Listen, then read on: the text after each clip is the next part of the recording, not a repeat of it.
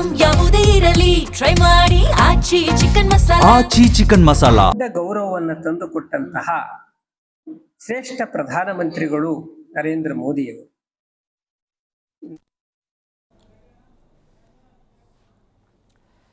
ನೋಡಿ, ಈ ದೇಶಕ್ಕೆ ಅತಿ ಹೆಚ್ಚು ಆಡಳಿತ ಅಥವಾ ದಾಖಲೆ ಬರೆದಿದ್ದಾರೆ ಅನ್ನೋದಕ್ಕಿಂತ ಹೆಚ್ಚಾಗಿ ಯಾರೆಲ್ಲ ಚೆನ್ನಾಗಿ ಅಭಿವೃದ್ಧಿ ಮಾಡಿದ್ದಾರೆ, ಅವರ ಆಡಳಿತ ಅವಧಿಯಲ್ಲಿ ಯಾರೆಲ್ಲ ಜನ ನೆಮ್ಮದಿಯಾಗಿದ್ದರು ಅನ್ನೋದು ಮ್ಯಾಟ್ರ್ ಆಗುತ್ತೆ. ಈಗ ಒಬ್ಬರು ಕಾಲರ್ಸ್ ಇದ್ದಾರೆ, ಮಂಜುನಾಥ್ ಅಂತೇಳಿ. ಹಲೋ ಮಂಜುನಾಥ್ ಅವ್ರು, ಹೇಗಿದ್ರಿ? ಸೂಪರ್. ಏನು ಹೇಳ್ತೀರಿ ಮೋದಿ ಆಡಳಿತದ ಬಗ್ಗೆ? ಮೊದಲನೇದಾಗಿ ಮೋದಿ ಅವ್ರಿಗೆ ಒಂದು ಕಂಗ್ರಾಚುಲೇಷನ್ ಹೇಳಕ್ ಇಷ್ಟಪಡ್ತೀನಿ. ಯಾಕೆಂದ್ರೆ ನೆಹರು ಅವರು ಏನು 3498 ದಿನ, ಇವರು 499, ಅಂದ್ರೆ ಇವತ್ತಿಗೆ ಒಂದಿನ ಕ್ರಾಸ್ ಮಾಡಿದ್ದಾರೆ. ಬಟ್ ಅವರಿಗೆ ಕಂಗ್ರಾಚುಲೇಷನ್ ಹೇಳಕ್ಕೆ ಇಷ್ಟಪಡ್ತೀನಿ. ಆದ್ರೆ ಅವರ ಆಡಳಿತ ನಮಗೆ ಯಾವುದೇ ಕಾರಣಕ್ಕೂ ತೃಪ್ತಿ ತಗೊಂಡ್ಬಂದಿಲ್ಲ ಇಷ್ಟು ವರ್ಷದಲ್ಲಿ. ಯಾಕೆಂದ್ರೆ ಒಬ್ಬ ಪ್ರಧಾನಮಂತ್ರಿ ಆಗಿದ್ದಂಥವ್ರು ಅಥವಾ ದೇಶದ ಅತ್ಯುನ್ನತ ಸ್ಥಾನದಲ್ಲಿರುವಂತವ್ರು ಎಷ್ಟು ವರ್ಷ ಅವರು ಎಷ್ಟು ಸುದೀರ್ಘ ಇರ್ತಾರೆ ಅನ್ನೋದಕ್ಕಿಂತ ಮುಖ್ಯವಾಗಿ ಅವರ ಅವಧಿನಲ್ಲಿ ಏನ್ ಮಾಡಿದ್ರು ಅನ್ನೋದು ಇಲ್ಲಿ ಮುಖ್ಯವಾಗಿರುವಂತಹ ಒಂದು ವಿಷಯ.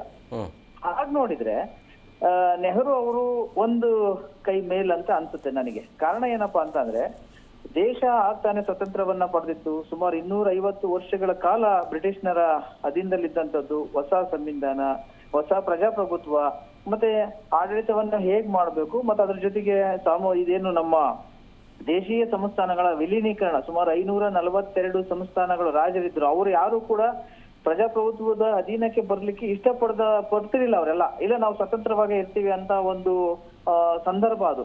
ಆಗ ಸರ್ದಾರ್ ವಲ್ಲಭಾಯ್ ಪಟೇಲ್ ಗೃಹ ಸಚಿವರಾಗಿದ್ರು. ಅವರೆಲ್ಲ ಕನ್ವಿನ್ಸ್ ಮಾಡಿ ಮತ್ತೆ ಮಿಲಿಟರಿ ಕಾರ್ಯಾಚರಣೆಯನ್ನ ಮಾಡಿ ಎಲ್ಲಾ ದೇಶಗಳನ್ನ ಒಗ್ಗೂಡಿಸಿ. ಅದ್ರ ಜೊತೆಗೆ ಮತ್ತೊಂದು ಮುಖ್ಯವಾಗಿರುವಂತಹ ಒಂದು ಸಮಸ್ಯೆ ಏನಪ್ಪಾ ಅಂದ್ರೆ, ಲಕ್ಷಾಂತರ ಜನರಿಗೆ ಹಸಿವು, ಆಹಾರ, ಬಟ್ಟೆ, ವಸತಿ ಎಲ್ಲಾ ಇದ್ದು. ಮತ್ತೆ ಜೊತೆಗೆ ಪಾಕಿಸ್ತಾನ ಡಿವೈಡ್ ಆದಾಗ ಪಾಕಿಸ್ತಾನಕ್ಕೆ ಹೋದೋರ್ಗಿಂತ ಹೆಚ್ಚಾಗಿ ಅಲ್ಲಿ ನಾವು ಭಾರತದಲ್ಲೇ ಇರ್ತೀವಿ ಅಂತ ಒಂದು ಜನಸಂಖ್ಯೆ ಜಾಸ್ತಿ ಆಗಿತ್ತು. ಅವರೆಲ್ಲರಿಗೂ ಕೂಡ ಒಂದು ವಸತಿ ಮಾಡ್ಬೇಕಾಯ್ತು, ಆಹಾರ ಒದಗಿಸ್ಬೇಕಾಯ್ತು. ತುಂಬಾ ಚಾಲೆಂಜಸ್ ಇತ್ತು.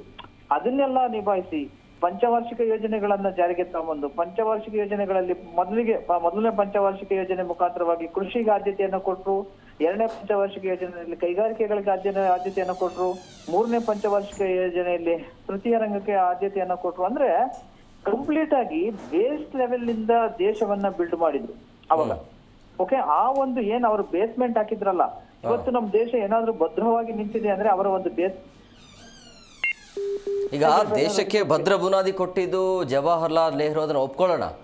ಬಟ್ ಈಗ ಮೋದಿ ಅವ್ರ ಬಗ್ಗೆ 12 ವರ್ಷಗಳ ಕಾಲ ಆಡಳಿತ ನನಗೆ ತೃಪ್ತಿ ತಂದಿಲ್ಲ ಅಂತ ಹೇಳಿದ್ರೆ, ಅಂದ್ರೆ ಏನೆಲ್ಲ ಚೇಂಜಸ್ ಬೇಕಾಗಿತ್ತು ಅಂತ?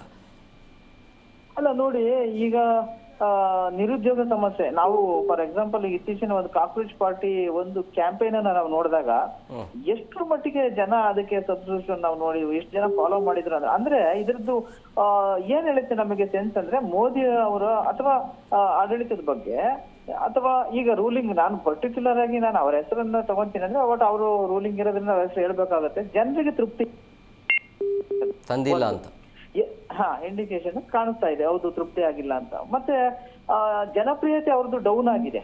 ಯಾವಾಗ ಫಸ್ಟ್ ಟರ್ಮ್ ಇದ್ದಂತ ಜನಪ್ರಿಯತೆ ಸೆಕೆಂಡ್. ಮಂಜುನಾಥ್ ಅವರೇ, ಈಗ ಮೋದಿ ಅವರನ್ನ ವಿಶ್ವ ಮಾನವ ಅಂತ ಕರೀತಾರೆ. ಬಟ್ ನೀವು ನೋಡಿದ್ರೆ ಈ ದೇಶದ ಒಬ್ಬ ಪ್ರಜೆಯಾಗಿ ಒಪ್ಕೊಳ್ಳೋಕೆ ರೆಡಿ ಇಲ್ಲ.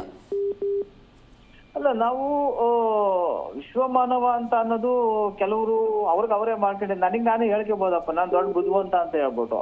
ಇದನ್ನ ನಾವೇ ಹೇಳೋದಲ್ಲ, ಅದು ವರ್ಡಲ್ಲಿ ಕೊಡ್ಬೇಕು. ಯಾರು ಇವನ್ ಹೇಳುತ್ತಾನೆ ಹಂಗಾಗಿದ್ರೆ ನಮ್ಮ ಈಗ ರೀಸೆಂಟ್ ಆಗಿರುವಂತಹ ಡೆವಲಪ್ಮೆಂಟ್ ನಾವು ನೋಡಿದ್ರೆ, ಜಾಗತಿಕ ವಿದ್ಯಮಾನಗಳನ್ನ ನಾವು ನೋಡಿದಾಗ ಸರೆಂಡರ್ ಆಗಿದ್ದಾರೆ ಇವರು. ಅಲ್ಲಿ ಟ್ರಂಪ್ ತನಗೆ ಹೆಂಗ್ ಬೇಗ ಹಂಗ ಆಡಿಸ್ತಾ ಇದ್ದಾನೆ. ಫಾರ್ ಎಕ್ಸಾಂಪಲ್ ಟ್ಯಾಕ್ಸಸ್ ಏರೋದಾಗಿರ್ಬೋದು, ಇನ್ನೊಂದು ಮತ್ತೊಂದು ಏನೇ ಆದ್ರೂ ನನ್ನ ಪರ್ಮಿಷನ್ ಇಂದಲೇ ಏನು ಮಾಡಂಗಿಲ್ಲ ಮೋದಿ. ನಾನು ಒಂದ್ಸತಿ ಅಂತಾರೆ ಫ್ರೆಂಡ್ ಅಂತ ಅಂತಾರೆ. ಬಟ್ ನೋಡಿ, ಇವೆಲ್ಲ ಸುಮ್ನೆ ಹೇಳ್ಕೊಳಕಾಯ್ತು. ವಿಶ್ವಮಾನವ, ವಿಶ್ವಗುರು, ಸ್ವಯಂ ಪ್ರೇರಿತವಾಗಿರುವಂತ ಘೋಷಣೆಗಳು ಇವೆಲ್ಲ ಅದೆಲ್ಲ ಇಲ್ಲ. ಬಟ್ ನಾನು ಏನೋ ಅವರ ಒಂದು ಅದೃಷ್ಟ ಅಥವಾ ಲಕ್ ಅಂತ ಅನ್ಬೋದು. ಅವರು ದಾಖಲೆ ಮಾಡಿದ್ದಾರೆ, ಅದು ಒಳ್ಳೇದು. ಇತಿಹಾಸದ ಪುಟಗಳಲ್ಲಿ ಅವರ ಹೆಸರು ದಾಖಲಾಗುತ್ತೆ, ಏನೋ ನೆಹರು ನಂತರ ಇವ್ರು ಇದಾರೆ ಅಂತ. ಆದ್ರೆ ಆಡಳಿತ ವಿಚಾರದಲ್ಲಿ ನಾವು ನೋಡಿದಾಗ ಝೀರೋ. ಅವರು ಏನೂ ಮಾಡಿಲ್ಲ. ಅದು ಅಂದ್ರೆ ಬಿಜೆಪಿ ಬದಲಾಗಿ ಕಾಂಗ್ರೆಸ್ ಬಂದ್ರೆ ಮಾಡ್ತಿತ್ತಾ? ಅಲ್ಲ, ಅದು ನಾವು ಹೇಳಕ್ಕಲ್ಲ, ಅದು ಹೈಪೋಥೆಟಿಕಲ್ ಕ್ವಶನ್ಸ್ ಆಗ್ಬಿಡುತ್ತೆ. ಅವ್ರು ಮಾಡ್ತಿದ್ರು ಅಂದ್ರೆ ನಾವು ಇಲ್ಲಿ ಈಗಿರೋ ಪ್ರೆಸೆಂಟ್ ಇರೋಂತಹ ಒಂದು ಸಿಚುವೇಶನ್ ಅನ್ನ ಹಿಂದೆ ಇದ್ದಂತದಕ್ಕೆ ನಾವು ಈಕ್ವಲ್ ಮಾಡಿ ನೋಡ್ಬೋದೇ ಹೊರತು ಮುಂದೆ ಇರೋದನ್ನ ನಾವು ಗೆಸ್ ಮಾಡಿ ಹೇಳೋದು ಕಷ್ಟ ಆಗ್ಬಿಡುತ್ತೆ.